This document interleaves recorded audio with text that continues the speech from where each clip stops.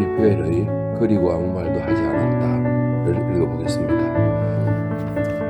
이 책은 모두 제목 없이 13개의 글로 나누어져 있습니다. 1. 일이 끝난 후 급료로 받은 수표를 현금으로 바꾸기 위해 은행에 갔다. 돈을 내주는 창구 앞에는 정말 많은 사람들이 서 있었다. 반 시간이나 기다렸다가 창구 안으로 수표를 들이밀자 출납직원은 노란 블라우스를 입은 아가씨에게 수표를 건네주었다. 아가씨는 계좌 카드가 쌓여있는 곳으로 가서 내 카드를 찾아내 확인을 한 다음 출납직원에게 다시 수표를 돌려주며 맞아요 라고 말했다. 출납직원은 깨끗한 손으로 지폐를 세어 대리석 판 위에 올려놓았다. 나는 받은 돈을 다시 한번 세어본 후 사람들을 밀치고 바깥 문 옆에 있는 조그만 탁자로 갔다. 돈을 봉투에 넣고 아내에게 쪽지를 쓰기 위해서였다. 탁자 위에는 붉으스름한 입건 전표가 어지러이 널려 있었고 나는 그중 하나를 집어 뒷면에다 연필로 이렇게 썼다. 내일 당신을 만나야겠어. 2시까지 전화할게. 나는 쪽지를 봉투에 넣고 뒤이어 지폐를 밀어넣은 다음 급봉의 접착 풀을 핥아 봉투를 붙였다. 그러고는 잠시 망설이다가 다시 돈을 꺼내고는 돈 뭉치에서 10마르크짜리 지폐 한 장을 집어 외투 주머니에 찔러 넣었다. 종이 쪽지도 다시 꺼내서는 이렇게 덧붙였다. 10마르크는 꺼내서 내일 다시 돌려줄게. 아이들에게 입 맞춰줘. 프레드. 그러나 봉투가 잘 붙지 않았고 나는 입금이라고 적힌 텅 빈 창구로 갔다. 창유리 뒤에 있던 아가씨가 몸을 일으키더니 창을 밀어 올렸다. 검은 피부에 몸이 마른 그녀는 분홍색 스웨터를 입고 있었고 스웨터 목 부분에는 인조 장미가 꽂혀 있었다. 나는 그녀에게 말했다. 테이프가 좀 필요해서요. 그녀는 잠시 망설이며 나를 쳐다보더니 갈색 롤 테이프를 조금 떼내 한마디 말도 없이 내게 내밀었다. 이 한마디 말도 없이 이 부분에 대한 설명이 밑에 있어요. 이 작품에서 말없음은 주요 모티브로 여러 곳에 등장한다. 예수는 죽음을 맞이한 자리에서 할 말이 없느냐는 질문에 아무 말도 하지 않고 침묵을 지켰다. 이런 설명이 있습니다. 한마디 말도 없이 내게 내밀었다. 그러고는 창유리를 다시 내려버렸다. 나는 창유리 쪽으로 고마워요 라고 말하고 탁자로 되돌아와 봉투를 붙인 다음 모자를 쓰고 은행을 나왔다. 밖으로 나서자 비가 내리고 있었고 가로수길의 아스팔트 위로 나무잎이 하나둘 떨어지고 있었다. 나는 12번 전차가 모퉁이를 돌아올 때까지 은행 입구에 서서 기다리다가 재빨리 전차에 올라타 투크호프 광장으로 향했다. 전차 안에는 아주 많은 사람들이 타 있었는데 그들의 옷에서는 축축한 냄새가 났다. 돈도 내지 않고 투크호프 광장에 내렸을 때 비는 더욱 세차게 내리고 있었다. 나는 재빨리 어느 소시지 가게의 천막 지붕 아래로 달려갔고 판매대 쪽으로 몸을 뻗어 구운 소시지 하나와 고기 수프 한 접시를 주문했고 담배 10개비를 달라고 한 다음 10마르크짜리 지폐를 내고 잔돈을 거슬러 받았다. 나는 소시지를 먹으면서 가게의 뒷면 전체를 차지하고 있는 거울을 들여다보았다. 처음에 나는 나 자신을 알아보지 못했다. 색이 바랜 챙 없는 모자 밑으로 보이는 삐쩍 마른 생기 없는 얼굴.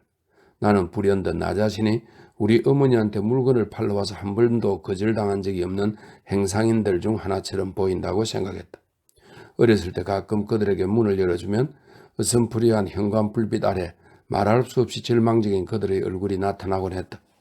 겁먹은 내가 현관의 옷 거는 자리를 지켜보며 어머니를 부르면 어머니가 앞치마에 손을 닦으며 곧장 부엌에서 나오셨는데 그럴 때면 가루비누, 마루 닦는 왁스, 면도날이나 구두끈을 팔러 다니는 그 행상의 얼굴에 야릇한 안도의 기색이 감돌았다. 어머니를 보기만 해도 행복감을 느끼는 그 생기 없는 얼굴들이 섬뜩해 보였다. 어머니는 선량한 분이셨다. 누가 찾아오든 문전박대하는 일이 없었고 국을 하러 온 이들에게 빵이 있으면 빵을, 돈이 있으면 돈을 주었고 최소한 커피 한 잔이라도 대접했다. 우리 집에 아무것도 줄 것이 없을 때는 깨끗한 유리잔에 시원한 냉수라도 따라내 놓으며 그들에게 위로의 눈길을 보냈다. 우리 집 초인종 주위에는 거지들의 비밀 부호와 불황자들의 표식들이 모여 있었고 우리 집에 구두끈 값을 치를 몇 푼의 동전이라도 있으면 행상이는 물건을 팔 수 있었다. 어머니는 왜 파는도 경계하지 않았는데 몹시 지친 그네들의 얼굴을 보면 차마 거절하지 못하고 구매 계약서, 보험정서 주문청구서에 서명을 하곤 했다. 아직도 기억나는데 어릴 적 밤중에 침대에 누우면 아버지가 집에 들어오시는 소리가 들렸고 아버지가 식당에 들어서자마자 심한 말다툼이 벌어졌다. 그럴 때 어머니는 거의 한마디도 하지 않으셨다. 어머니는 조용한 분이셨다. 그 시절 우리 집에 오던 남자들 중 한 사람이 지금 내가 쓴 것 같은 색이 바랜 챙없는 모자를 쓰고 있었다. 디슈라고 불린, 이 디슈는 독일 쾰른의 잘 알려진 가문 이름입니다. 디슈라고 불린 그 남자는 나중에 알게 된 사실에 의하면 배교한 사제였는데 가룻비누를 팔러 다녔다. 상처난 잇몸에 심한 통증이 느껴질 만큼 뜨끈한 소시지를 먹는 동안 나는 건너편의 반들반들한 거울에 비친 내가 그 디슈를 닮아가고 있다는 걸 알아차렸다. 모자, 마르고 생기 없는 얼굴, 절망적인 눈빛. 그런데 거울 속의 내 얼굴 옆에는 내 옆에 있는 남자들의 얼굴과 소시지를 먹기 위해 크게 벌린 입들이 보였다. 누런 이빨들 뒤로는 장밋빛 소시지가 조금씩 넘어가는 크게 벌어진 컴컴한 목구멍들. 태 있는 좋은 모자와 좋지 않은 모자, 모자를 안 쓴 사람들의 젖은 머리칼, 그 사이로 이리저리 움직이는 소시지 가게 아가씨의 장밋빛 얼굴이 보였다. 그녀는 명랑하게 미소 지으며 나무 포크로 기름에서 뜨거운 소시지를 건져 겨자와 함께 종이 접시에 담아냈다. 그러고는 소시지를 먹고 있는 사람들 사이를 부지런히 오가며 겨자가 묻은 지저분한 종이 접시를 모으고 담배와 레모네이드를 내주며 아주 짤막한 장밋빛 손가락으로 돈을 받았다. 그러는 동안 천막 지붕 위에서는 빗방울이 떨어지는 소리가 요란하게 들려왔다. 나는 소시지를 먹느라 입을 크게 벌려 누르스름한 이빨 뒤의 컴컴한 목구멍이 보이는 나의 얼굴에서도 나를 놀라게 했던 다른 사람들의 탐욕스러운 표정을 보았다. 우리의 머리들은 프라이팬에서 피어오르는 따뜻한 김에 휩싸여 마치 인형극 무대에 올라서 있는 것 같았다. 깜짝 놀란 나는 다시 사람들을 헤집고 바깥으로 나와 비를 맞으며 모차르트 가로 달렸다. 가게의 달아낸 천막 지붕틀 아래마다 사람들이 기다리며 서 있었는데 박은의 구두방에 도착했을 때에도 나는 사람들 틈을 비집고 문까지 가야만 했고 힘들여 간신히 문을 열 수 있었다. 마침내 계단 아래로 내려가 가죽 냄새를 맡았을 때에야 비로소 나는 안도의 한숨을 내쉬었다. 땀에 찌든 낡은 구두 냄새, 새 가죽 냄새, 나무찐 냄새가 났고 구식 재봉틀이 윙윙거리는 소리가 들렸다. 의자에서 기다리는 두 여자를 지나 유리문을 열자 박은혜 씨가 미소를 띠고 나왔는데 그 모습이 반가웠다. 박은혜 씨를 알게 된 지도 어느덧 35년이 되었다. 우리 가족은 거의 가게의 세멘트 지붕 저 위쪽 어딘가에서 살았었다. 나는 벌써 5살 때부터 어머니의 슬리퍼를 거의 가게로 가져갔다. 이제는 등받이가 사라진 그의 의자 뒷벽에는 다시 십자 고상이 걸려있고 그 옆에는 잿빛 수염을 기른 인자한 노인인 성 크리스피누스의 초상화가 걸려있고 이 성 크리스피누스는 로마의 귀족으로 형제인 크리스피아누스와 프랑스 지방으로 복음 선교 여행을 갔다가 수화송에 정착해 낮에는 선교 활동에 전념하고 밤에는 구두 수선공으로 일했다. 기독교 박해자인 닉티 오바루스가 이 형제들을 고문해 주기로 했으나 거듭 실패하자 막시미아누스 황제가 이들 형제를 참수하였다. 성인 명부에 오른 후 제화공, 무두장이, 피역공, 재단사의 수호 성인이 되었다. 예. 성 그리스피누스의 초상화가 걸려 있었고 구두 수성공 치고는 매우 매끄럽게 손질된 그의 손에는 철제 산바리가 들려있다. 내가 악수를 청하자 박은혜 씨는 입에 못을 물고 있는 까닭에 말없이 고갯짓으로 옆의 의자를 가리켰다. 나는 의자에 앉아 주머니에서 봉투를 꺼냈고 박은혜 씨는 탁자 위로 담배 삼지와 담배 많은 종이를 내밀었다. 하지만 내 담배는 아직 불이 타고 있어서 나는 고맙습니다 라고 말하고 그에게 봉투를 내밀며 혹시 하고 말을 꺼냈다. 박은혜 씨는 입에 물고 있던 못을 꺼내고 작은 못이 붙어있는지 확인하려고 손가락에 거칠한 입술을 문지른 다음 내게 말했다. 또 부인 걱정이군. 자. 그가 내게서 봉투를 받아들고 머리를 흔들며 말했다. 잘 해결될 거야. 손자 녀석이 고해성사 보고 돌아오면 거리로 보낼게. 그는 시계를 들여다보았다. 30분 안에 보내지. 그 사람은 오늘 돈이 필요해요. 그 안에 돈이 들어있어요. 내 말에 그는 말했다. 알고 있네. 나는 그와 악수를 하고 헤어졌다. 다시 계단을 올라왔을 때 문득 그에게 돈을 꿔달라고 할 걸 하는 생각이 들었다. 나는 잠시 망설이다가 마지막 계단 위로 올라서서 사람들을 해치고 밖으로 나갔다. 5분 후 베네캄가에서 버스를 내렸을 때도 여전히 비가 내리고 있었다. 나는 기념물을 보조하기 위해 버팀목으로 받쳐둔 고딕식 건물의 높다란 합각 지붕들 사이를 달렸다. 불타버린 창문 구멍들 사이로 진회색 하늘이 보였다. 이 집들 중에는 사람이 사는 곳이 한 군데밖에 없었다. 나는 그 집의 처마리로 뛰어가 초인종을 누르고 잠시 기다렸다. 하녀의 부드러운 갈색 눈빛에서 이제 나 자신이 분명 닮아가고 있는 부류의 사람들에게 예전에 내가 보냈던 것과 똑같은 동정의 눈빛을 읽을 수 있었다. 하녀는 내 외투와 모자를 받아들고 문 앞에서 물기를 털어냈다. 그리고 말했다. 어머나 흠뻑 젖으셨겠네요. 나는 고개를 끄덕이고 거울 옆으로 가서 손가락으로 머리를 쓸어 올렸다. 바이젠 부인 계시나? 내가 물었다. 안 계신데요? 혹시 내일이 1일이라는 걸 잊지 않고 계시던가? 이 1일에 대해서 설명했어요. 제2차 세계대전이 끝난 지 7년이 되던 해를 배경으로 하는 이 소설은 1952년 9월 30일 토요일 오전에 시작되어 월요일 오전에 끝나는 48시간 동안의 이야기이다. 그러나 달력에 의하면 9월 30일은 화요일이므로 작가의 달력은 실제의 달력과 맞지 않다. 그러나 1950년 9월 30일부터 10월 20일까지의 일이라면 실제 달력과 요일이 일치한다. 이런 설명이 있네요. 내일이 1일이라는 걸 잊지 않고 계시던가? 아니요, 모르시던데요. 하녀가 말했다.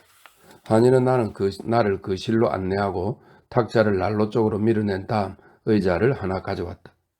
하지만 나는 등을 난로에 기댄 채 그대로 서 있었다.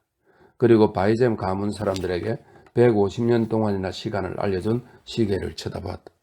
방은 낡은 가구들로 가득 차 있었고 창에는 진짜 고딕식 유리가 끼워져 있었다.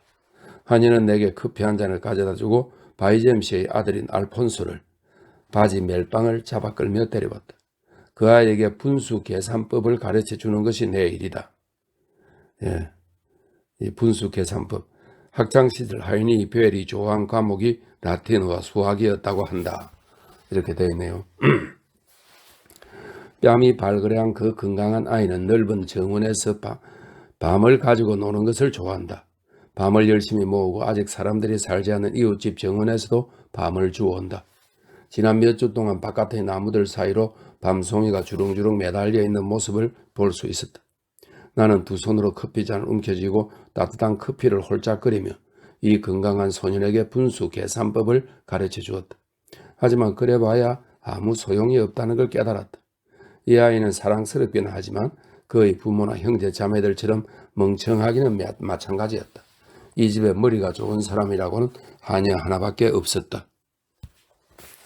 바이젬 씨는 모피와 고추를 취급하는 친절한 사람이다.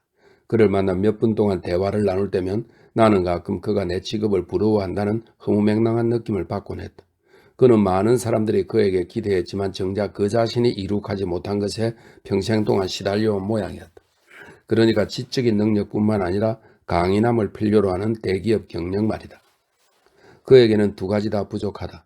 그는 만날 때마다 내 직업의 시시콜콜한 부분까지 꼬치꼬치 물어본다. 그래서 나는 그가 나처럼 평생을 작은 전화 교환국에 틀어박혀 있는 것이 차라리 좋을지도 모르겠다고 생각하기 시작했다. 그는 내가 수동 전화 교환기를 어떻게 작동시키는지, 장거리 통화를 어떻게 연결하는지 알고 싶어 하고 우리가 일할 때 사용하는 용어에 대해서도 물어본다. 그리고 내가 모든 대화를 도청할 수 있다고 상상하고 어린애처럼 흡족해한다. 재밌겠어, 참 재밌겠어. 그는 번번이 그렇게 말하곤 한다. 시간은 천천히 흘러갔다.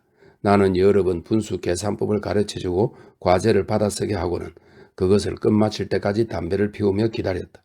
바깥은 조용했다. 가축 떼가 떠나버린 후 늙고 병든 아낙네 몇 사람은 남은 초원의 조그만 마을처럼 조용함은 이곳 도시의 중심가를 지배하고 있다. 분수를 곱하면 오히려 반대로 나누어지는 거야. 그러자 아이는 갑자기 뚫어져라 내 얼굴을 쳐다보곤 말하는 것이었다. 클레멘스는 라틴어에서 2점 받았어요. 이것도 설명인데 독일 학교에서는 성적을 1, 2, 3, 4, 5, 6 순으로 매긴다. 성적이 좋을수록 숫자가 낮다. 클리멘스는 라틴어에서 2점 받았어요. 내가 깜짝 놀란 사실을 아이가 알아차렸는지 모르겠다. 아이의 말에 갑자기 13살 난 내 아들의 얼굴이 떠올랐다. 아들은 알폰소와 짝이었던 것이다. 다행이구나. 나는 힘들게 말했다. 그럼 너는 4점이요. 아들이 얘보다 공부를 잘하네요. 아이가 말했다. 그러면서 무언가를 찾는 듯 미심쩍은 얼굴로 내 얼굴을 훑어보았다. 나는 얼굴이 화끈 달아오르면서도 그런 것은 아무래도 상관없다고 느꼈다. 왜냐하면 이제 내 아내와 아이들의 얼굴이 마치 내 얼굴 속으로 투사되듯 크게 확대되어 떠올랐기 때문이다. 나는 할 수 없이 이렇게 중얼거리며 눈을 감았다. 계속해라. 분수 곱셈은 어떻게 하지? 아이는 곱셈법을 작은 소리로 중얼거리며 나를 쳐다보았지만 나에게는 아이의 말이 들리지 않았다. 책가방을 여는 데서 시작하여 어딘가의 사무실 의자 위에서 끝나는 죽음의 순환 속에 매여있는 내 아이들 모습이 눈앞에 어른거렸던 것이다. 어머니는 내가 아침마다 책가방을 등에 메고 나가는 모습을 지켜보았고 아내 캐테는 이 캐테의 설명이 있습니다. 순수함을 뜻하는 이름이랍니다. 까타리나의 단축형이라네요. 베어의 소설에는 캐테나 까타리나라는 이름의 인물이 여러 등장한다. 네, 까타리나 블룸의 잃어버린 명예 그도 까타리나죠. 네. 아내 캐테는 우리 아이들이 아침마다 책가방을 등에 메고 나가는 모습을 지켜본다. 나는 아이들의 얼굴을 떠올리며 분수 계산법을 설명해 주었고 그 계산법의 일부는 아이들 얼굴에서 빠져나와 다시 내 얼굴에 부딪혔다. 비록 더디기는 해도 어느덧 시간이 지나갔다. 이 마르크 50페니를 번 것이다. 나는 아이에게 다음 시간에 해올 숙제를 받아쓰게 하고 마지막 남은 한 모금의 커피를 마저 마신 후 현관으로 나왔다. 하녀는 젖은 내 외투와 모자를 부엌에서 말려두었고 내가 외투 입는 것을 도와주며 내게 미소를 지어 보였다. 거리에 나왔을 때 하녀의 거칠고도 선한 얼굴이 떠올랐고 그녀에게 돈을 빌려달라고 해볼 걸 하는 생각이 들었다. 나는 잠시 망설이다가 여전히 비가 내리고 있던 까닭에 외투 옷깃을 올리고 지벤 슈메르첸 마리에 이 말은 마리아의 칠고라는 뜻으로 예수의 어머니 마리아에게 고통을 주는 인생의 7가지 국면을 가리킨다. 이런 뜻이라고 그러네요. 외투 옷깃을 올리고 지벤 슈르메친 마리에 성당 옆의 버스 정류장으로 달려갔다. 10분 후 나는 도시의 남쪽 구역에 있는 어느 집, 식초 냄새가 풍기는 부엌에 앉아 있었다. 그의 노랗다고 할 수 있는 큰 눈을 지닌 창백한 소녀가 라틴어 단어를 암송하고 있었다. 때마침 옆방으로 통하는 문이 열렸고 그의 노랗다고 할 수 있는 큰 눈을 가진 야윈 얼굴의 여자가 나타나더니 이렇게 말했다. 얘야, 열심히 해라. 너를 학교에 보내기가 얼마나 힘든지 너도 알지? 가외 공부하는데 돈이 많이 드니까. 아이는 열심히 노력했고 나는 열심히 가르쳤다. 우리는 1시간 내내 라틴어 단어며 문장이며 문법을 서로에게 속삭였지만 그래봐야 아무 소용이 없다는 것을 나는 알고 있었다. 정확히 3시 10분이 되자 야윈 부인이 몸에서 지독한 식초 냄새를 풍기며 옆방에서 나왔다. 부인은 아이의 머리를 쓰다듬으며 나를 쳐다보고 이렇게 물었다. 얘가 해낼 것 같아요? 지난번 시험에서는 3점을 받았어요. 내일도 시험이 하나 있어요. 나는 외투의 단추를 채우고 주머니에서 젖은 모자를 꺼내며 나지막에 말했다. 아마 해낼 겁니다. 내가 아이의 거칠한 금발에 손을 올리자 부인이 말했다. 얘는 해내야 해요. 나한텐 얘 하나밖에 없어요. 남편은 비니차에서 전사했거든요. 이 비니차는 베리 군대 시절에 알게 된 우크라이나의 도시로 1941년 7월 독일군에 점령당해 히틀러의 본영 중 하나로 쓰였다. 이렇게 되어 있네요. 남편은 비니차에서 전사했거든요. 나는 녹슨 트랙터로 가득 찬 비니차의 지저분한 역을 잠시 눈앞에 그려보고는 부인을 쳐다봤다. 부인은 갑자기 용기를 낸 듯 이미 오래전부터 하려고 작정한 말을 꺼냈다. 돈은 좀 이따가 줘도 될... 나는 그녀가 제 말을 끝내기도 전에 그러세요 라고 말했다. 어린 소녀가 나를 보고 빙그레 미소 지었다. 밖으로 나와보니 비는 그치고 햇살이 비치고 있었다. 크고 노란 낙엽들이 하나둘 나무에서 젖은 아스팔트 위로 천천히 떨어지고 있었다. 블록씨가 한 달 전부터 살고 있는 집으로 가는 편이 내게는 가장 좋았을 것이다. 하지만 아무런 성과도 얻지 못할 일을 그러한 노력을 자꾸만 하지 않을 수 없었다. 나는 박은하 씨와 바이잼 씨의 하녀, 식초 냄새가 나는 부인에게 돈을 빌려 볼 수 있었을지 모른다. 그들이 분명 얼만가를 내게 주었을지도 모르지만 나는 그대로 전차역으로 가서 11번 전차를 타고 비에 젖은 사람들 틈에서 나케나임까지 흔들리며 갔다. 낮에 먹은 뜨거운 소시지 때문에 토하기 직전이었다. 나케나임에 도착한 나는 공원의 마구 자란 덤불들 사이를 지나 비쿨러시의 별장이 있는 곳까지 갔고 초인종을 누르자 그의 여자친구가 나와 나를 거실로 안내해 주었다. 내가 방에 들어서자 비쿨러시가 신문의 가장자리를 찢어 읽고 있던 책에 끼워 표시를 해두고 책을 덮고는 어색한 미소를 띠며 내 쪽으로 고개를 돌렸다. 그도 이제 나이가 들었고 이미 몇 년 전부터 이 도라란 여자와 함께 살고 있는데 그들의 우정은 결혼 생활보다 더 지루해지고 말았다. 그들은 서로를 가차없이 감시해 상대의 성격이 가혹해지게 만들었고 서로를 자기니 예쁜이니 부르면서 돈 때문에 싸우면서도 서로 결속되어 있었다. 다시 방으로 들어온 도라도 신문의 가장자리를 찢어 책갈피에 끼웠고 그러고는 내게 차를 따라주었다. 그들은 서로의 사이에 초콜릿, 담배 한 갑과 차 주전자를 놓아두고 있다. 다시 만나 반갑네. 담배 피우겠나? 비클러시가 말했다. 네, 감사합니다. 내가 말했다. 우리는 담배를 피우며 침묵을 지켰다.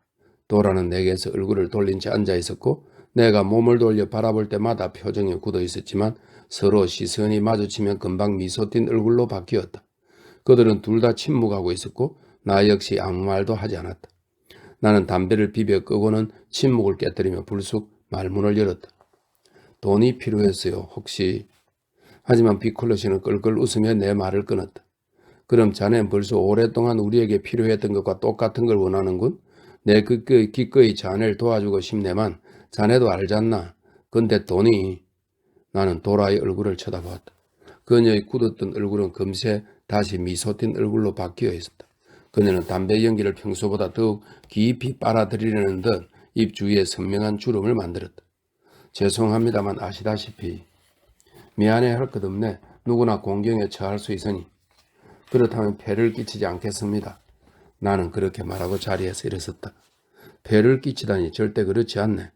그는 그렇게 말했고 나는 갑자기 생기 있게 변한 그의 목소리를 듣고 그 말이 진심에서 나온 것임을 알게 되었다. 도라도 자리에서 일어나 내 어깨를 토닥여 줬는데 그녀의 눈에서 그녀가 내가 가버릴까봐 불안해하고 있다는 것을 감지할 수 있었다. 나는 그들이 나를 만나 정말 반가워한다는 사실을 문득 깨달았다.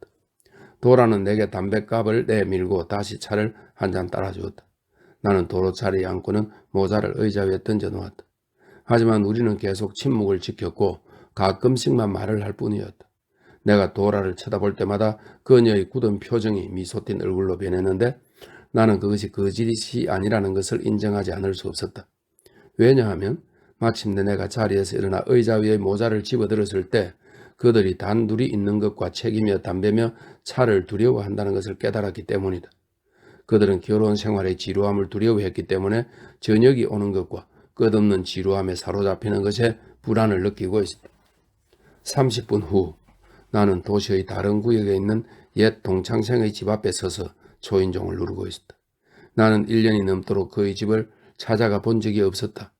그의 집 현관의 조그만 유리창 뒤에서 커튼이 올라갔고 친구의 허옇고 살찐 얼굴에 당혹스러워하는 표정이 스쳤다. 문을 여는 사이에 얼굴은 다른 표정으로 바뀌어 있었다. 우리가 복도를 걸어갈 때 어느 욕실 문에서 김이 새어 나왔고 아이들이 낄낄거리는 소리가 들려왔다. 욕실에서 그의 아내가 날카로운 목소리로 외쳤다. 누구예요?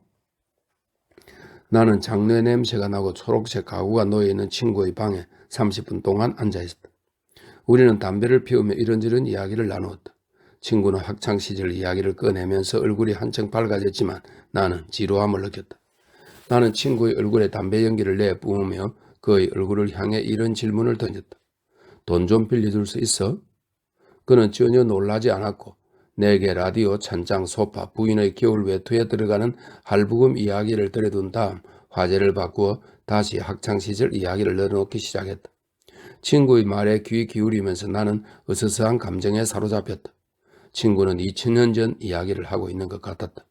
나는 우리가 까마득한 선사시대를 배경으로 건물 관리인과 다투고 지우개를 칠판에 던지고 화장실에서 담배를 피우는 모습을 보았다. 마치 원시시대의 선실에 있는 것 같았다. 모든 것이 낯설고 소원하게 느껴져 나는 깜짝 놀랐다. 나는 일어서며 자 그럼 이만 실례 라고 말했고 우리는 헤어졌다. 우리가 복도를 지나 돌아 나올 때 친구는 다시 뚱한 표정을 지었다. 그의 부인이 욕실에서 다시 무엇라고 세댄 소리를 질렀지만 나는 무슨 말인지 알아들을 수 없었다. 그는 그만 좀 해 처럼 들리는 말로 대받아쳤다. 내 뒤의 문이 닫혔다. 지저분한 계단에 서서 고개를 돌리자 친구가 조그만 유리창의 커튼을 젖히고 나를 바라보는 것이 보였다. 나는 천천히 걸어서 시내로 되돌아왔다. 다시 조용히 비가 내리기 시작했고 퀴퀴하고 축축한 냄새가 났다. 가스등에는 이미 불이 들어와 있었다. 나는 길가의 어느 주점에 들어가 화주를 한 잔 마시며 자동 전축 옆에 서서 유행가를 들으려고 동전을 자꾸 집어넣는 한 남자를 바라보았다. 담배 연기를 탁자 위로 내뿜었고 유죄 판결을 받은 것처럼 보이는 여주인의 심각한 얼굴을 보았으며 계산을 치르고 다시 발걸음을 옮겼다. 파괴된 집들의 쓰레기 더미에서 새어나온 누런 갈색의 빗물이 흙탕물이 되어 보도로 흘러내렸다. 내가 피해 들어간 건물의 비계에서 석회질의 빗방울이 외투로 떨어졌다. 나는 도미니코 성당에 들어가 기도하려고 했다. 그곳은 어두컴컴했다. 고해실 옆에는 남자와 여자 몇 명과 아이들이 서 있었다. 앞쪽의 제단에는 두 개의 촛불과 붉은 성체등, 이 성체등, 영혼의 빛이라는 뜻으로 언제나 변함없이 존재하는 신을 상징한 등이라고 합니다. 붉은 성체등이 불타고 있고 고해실에는 조그만 등이 켜져 있었다. 몸이 얼어붙는 것 같았지만 나는 거의 1시간 동안 성당에 머물렀다. 고해실에서는 나지막이 중얼거리는 소리가 들렸고 나는 한 사람이 고해실 밖으로 나와 중랑으로 걸어가서 두 손으로 얼굴을 치면 다른 사람들이 뒤따라 움직이는 모습을 지켜보았다. 한 번은 신부가 고해실의 문을 열고 밖에서 기다리는 사람이 얼마나 되는지 둘러보았는데 그때 둥근 전기난로에 빨갛게 달아오른 철사가 보였다. 거의 12명이나 되는 많은 사람들이 아직 기다리고 있었기 때문에 그는 실망한 표정을 지으며 다시 고해실로 들어갔다. 신부가 전기난로의 스위치를 끄자 다시 나지막하게 중얼거리는 소리가 들려오기 시작했다.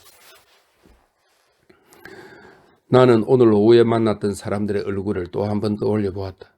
나에게 롤테이프를 조금 떼어준 은행 여직원에서부터 시작해서 소시지 가게의 장밋빛 얼굴의 여자, 소시지를 먹으면서 입을 크게 벌린 내 자신의 얼굴, 내 얼굴 위에 색바랜 챙없는 모자를 떠올려 보였다.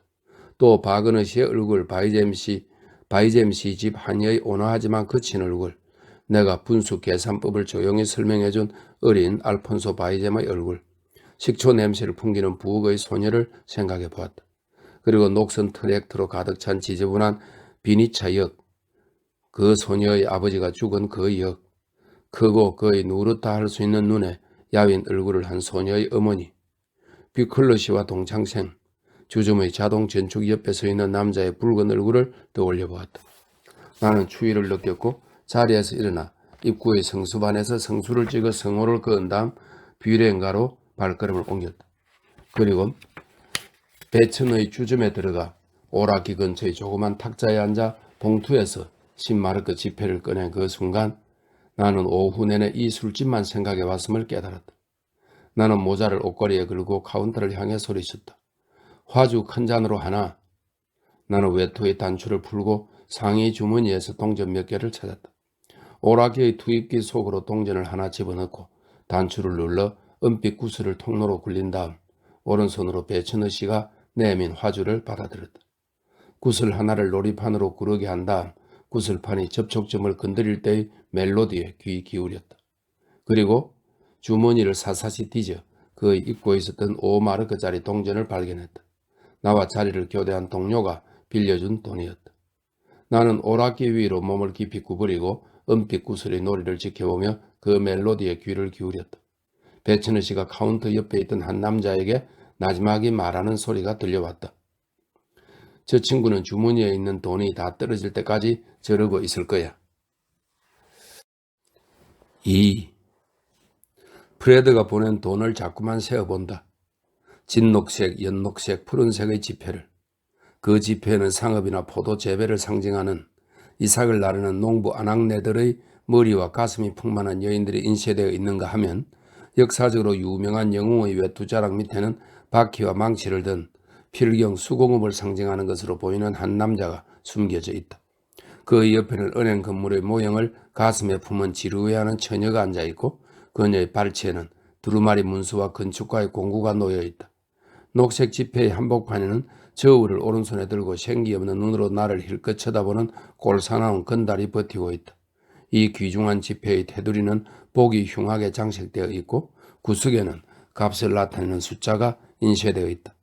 동전에는 떡갈나무 잎과 이삭, 포도나무 잎과 십자가 망치가 새겨져 있고 그 뒷면에는 무언가를 잡아먹기 위해 날개를 펴고 막 날아오르려는 끔찍한 독수리 심벌이 자리하고 있다. 내 손이 지폐를 헤아리고 분류하고 동전을 쌓아 올리는 동안 아이들은 나를 지켜보고 있다. 어느 성당의 관청에서 전화교환소로 일하는 내 남편의 월급은 320마르크 83페니. 지폐는 방세로, 한 장은 전기료와 가스비로, 한 장은 의료보험비로 떼어놓고 빵집에 갚을 돈을 제하고 나니 내가 쓸 돈 240마르크가 남는다. 프레드는 내일 돌려준다는 쪽지를 보내놓고 10마르크를 가져갔다. 그는 그 돈을 술 마시는데 쓸 것이다. 아이들은 나를 지켜보고 있다. 애들의 얼굴은 진지하고 조용하지만 나는 아이들이 깜짝 놀랄 선물을 마련해 두었다. 오늘은 복도에서 놀아도 되는 것이다. 프랑케시 가족은 가톨릭 여성 연맹 회의에 참석하느라 주말 여행을 떠나 집에 없고 우리 아래층에 사는 젤프 슈타인씨 가족은 아직 2주 더 있어야 휴가에서 돌아온다. 그리고 우리와 그저 속돌 벽으로만 분리되어 있는 우리 옆방의 세입자 호프씨 가족, 그들에게는 굳이 물어볼 필요가 없다. 그러니 아이들은 복도에서 놀아도 된다. 결코 과소평가할 수 없는 특전인 것이다. 아빠가 보내준 돈이야? 그래, 내가 말한다. 아빠는 아직도 아프대? 그래, 오늘은 복도에서 놀아도 된다. 하지만 아무것도 망가뜨리지 말고 벽지를 조심해야 해.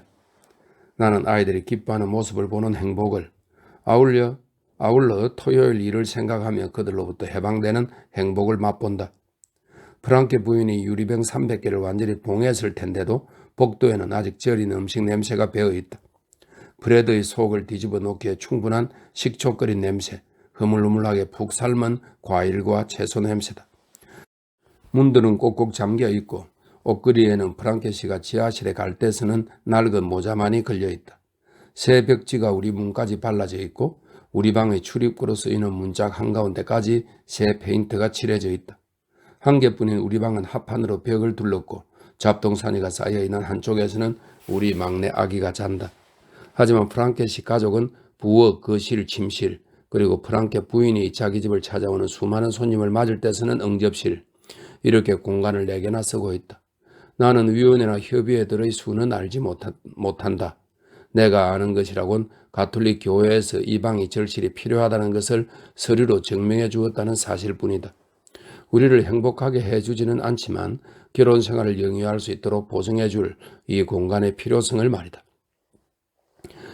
프랑케 부인은 환갑을 맞이한 나이인데도 아직 아름다움을 간직하고 있다. 하지만 모두를 매혹시키는 그녀의 눈동자가 뿜어내는 기묘한 광채는 내게 공포감을 불러일으킨다. 그렇게 어둡고 가차없어 보이는 눈, 대단한 솜씨로 염색한 단정한 머리, 나와 대화할 때만 갑자기 쉐된 소리로 변할 수 있는 나지막하게 떨리는 저음의 목소리, 딱 떨어지는 옷맵시, 그녀가 아침마다 영성체를 하고 주교가 광고의 지도층 여성을 영접할 때 매달 그의 반지에 키스한다는 사실, 이러한 일들은 그녀와 맞서봤자 아무 소용이 없다는 것을 말해준다. 6년 동안이나 그녀와 맞서 싸웠지만 이제 그러기를 포기한 우리는 그런 사실을 잘 알고 있다. 아이들은 복도에서 놀고 있다.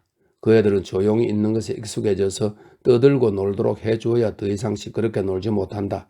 아이들이 노는 소리가 거의 들리지 않는다. 그 애들은 이제 마분지 상자를 끈으로 연결하고는 복도의 끝까지 닿는 기차를 만들어 조심스럽게 이리저리 끌고 다니고 있다. 역을 만들고 양철통과 나무 토막을 싣고 다니며 저녁 먹을 때까지 그렇게 놀 모양인 게 분명하다. 아기는 아직 자고 있다. 나는 한 번 더 소중하고 지저분한 지폐를 세어본다. 은은하게 풍기는 감미로운 냄새에 깜짝 놀라면서 그러고는 프레드가 나에게 주기로 한 10마르크를 더해본다. 그는 술을 마시는데 그 돈을 써버릴 것이다. 집이 너무 좁고 프랑케 부인의 존재와 끔찍한 이웃인 호프시 가족을 더 이상 견딜 수 없었던 까닭에 2달 전에 집을 나간 남편은 친지의 집이나 이런저런 수용소에서 잠을 잔다. 프레드가 술 주정뱅이인데다가 신부가 나에게 불리한 정언을 하는 바람에 당시 도시 변두리에 주택단지를 짓고 있던 주택위원회는 우리의 신청을 거부했다. 신부는 내가 성당의 단체 행사에 참가하지 않는 걸 못마땅해 한다. 그 주택위원회의 회장이었던 프랑케 부인은 우리의 주택 신청을 거부함으로써 흠잡을 데 없고 사심없는 여자라는 세간의 평을 더욱 확고히 했다. 우리에게 새 집을 허락해 주었다면 자기네 식당으로 썼으면 하는 우리 방이 비게 될 것인데도 말이다. 그러니까 프랑케 부인은 자신이 손해를 보면서까지 우리에게 불리한 결정을 내렸던 것이다. 하지만 그때부터 나는 이루 말할 수 없는 공포에 사로잡혔다. 그런 정오의 대상이 된다는 사실에 나는 두려움을 느낀다. 성체를 먹는 것이 불안하고 프랑케 부인이 매일 그렇게 즐긴다는 사실에 갈수록 끔찍한 생각이 든다. 그녀의 눈빛이 점점 더 냉혹해지기 때문이다. 내게 남아있는 얼마 안 되는 기쁨 중에 하나가 잔잔한 전례의식인데 미사에 가는 것이 불안하다. 제단 옆에 선 신부를 보는 것이 불안하다. 그는 내가 옆방 응접실에서 종종 듣는 목소리의 주인공과 같은 인물이다. 고급 시가를 피우며 자기 위원회나 협의회의 여자들과 시시끌렁한 농담을 주고받는 탕아 같은 자의 목소리. 그들의 회의에 방해가 될까봐 아이들을 조용히 시키며 숨죽이고 있는 동안 그들은 옆방에서 가끔 큰 소리로 웃곤 한다. 나는 이미 오래전부터 더는 그런 것에 개의치 않고 아이들을 놀게 하지만 아이들이 더 이상 떠들 능력이 없게 된 것을 바라보며 두려움에 사로잡힌다. 아침에 가끔씩 아기는 자고 있고 큰애들은 학교에 가고 없을 때 나는 물건을 사러 나간 길에 미사가 없는 시간을 틈타 성당에 몰래 가보기도 한다. 그럴 때면 신의 존재에서 뿜어져 나오는 무한한 평화를 느낀다. 가끔씩 프랑케 부인은 그 정오보다 나를 더 경악게 하는 감정의 동료를 보이곤 한다. 크리스마스 때 그녀는 우리를 찾아와 그 실에서 열리는 조그만 파티에 참석해달라고 부탁했다. 내 눈에는 복도를 지나 걸어가는 우리의 모습이 마치 거울 속으로 깊숙이 걸어 들어가는 것처럼 보였다. 클레멘스와 카를라가 앞장을 서고 그 다음에 프레드 그리고 아기를 팔이하는 내가 그 뒤를 따랐다. 우리는 거울 속으로 깊숙이 걸어 들어갔고 나는 그 모습을 바라보았다. 우리 모습이 가련해 보였다. 30년 전과 다를 바 없는 그 실에서 나는 마치 다른 세계에 있는 것처럼 낯설고 어색한 기분이 들었다. 우리는 그런 가구에 어울리지 않고 그런 그림들 사이에 있을 형편이 못되며 다마스쿠스산 식탁보가 덮인 식탁에 앉을 처지가 못된다. 프랑케 부인이 전쟁통에 무사히 간직한 크리스마스 트리 장식은 내 가슴을 불안으로 오그라들게 한다. 번쩍거리는 푸른색과 황금색 전구, 유리로 된 천사의 머리카락과 인형 얼굴, 장미나무, 구유 속의 눈, 비누로 된 아기 예수, 인류에게 평화를 이라는 문구가 쓰인 석고 글띠 아래서 짐짓 꾸민 듯 희죽 웃고 있는 요란하게 번쩍이는 마리아와 요셉. 이것들과 어머니의 회원인 청소부 아줌마가 매주 8시간씩 땀 흘려 닦는 대가로 시간당 50페니를 받는 이 가구들. 도저히 당해낼 수 없는 이런 청결성이 나를 불안하게 한다. 프랑케스는 구석에 앉아 파이프 담배를 피우고 있었다. 뼈대가 굵은 그의 체형에는 살이 붓기 시작해서 나는 계단을 오르는 그의 쿵쿵대는 발소리를 가끔 듣곤 한다. 헐떡이는 그의 숨소리는 내 방을 지나 복도 깊숙이까지 들린다. 아이들은 좀처럼 볼 수 없는 이런 가구들을 두려워한다. 애들이 가죽 쿠션이 놓인 의자에 너무나 수줍게 조용히 은근슬쩍 앉아있어서 나는 그만 울음이 터져 나올 것만 같았다. 아이들 앞에는 음식 접시가 차려져 있고 선물도 놓여 있었다. 양말, 그리고 프랑케스 집에서 35년 동안 줄곧 크리스마스 선물로 주워온 점토 돼지 저금통이 그것이다. 프레드의 표정은 밝지 않았다. 초대에 응한 것을 후회하는 표정이었다. 그는 창가에 놓인 의자에 몸을 기대고 우두커니 서서 주머니에서 질 나쁜 담배를 한 대 꺼내 천천히 매만지고는 불을 붙였다. 프랑케 부인은 유리잔에 포도주를 가득 채워 대접했고 아이들에게는 사기잔에 레모네이드를 가득 채워 내밀었다.